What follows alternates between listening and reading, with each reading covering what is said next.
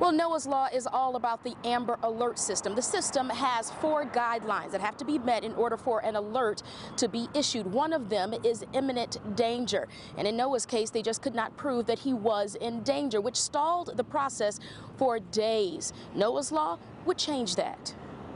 All in favor say aye. Aye. Opposed say no. Ayes have it. Bill moves on. In a unanimous vote, Noah's Law passed to the Civil Justice Committee, a passionate effort led by the bill's sponsor, Representative Johnny Garrett. As a 3-year-old young boy, Noah didn't have a voice, right? He wasn't able to exclaim to others that he was in danger, that there was something wrong, that he was supposed to go back to his mom, and his dad just decided that that's not what he was going to do. House Bill 2354 would help expedite the Amber Alert process for children at the center of active custody battles who are abducted by their non-custodial parent. And so what this legislation does, it doesn't change the criteria of the Amber Alert, but since Noah's family was already in court, they already were before a judge there in Sumner County, and they were already having a custody battle between the two of them.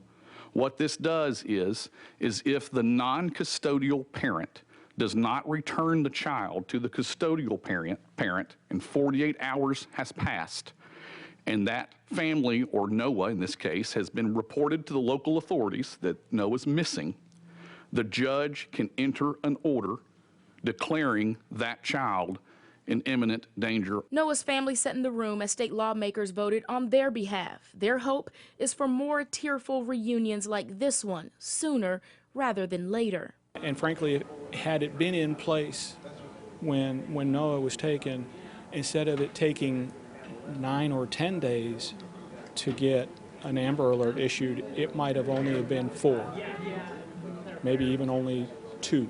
I'm not sure that it will change the emotional impact of having gone through it.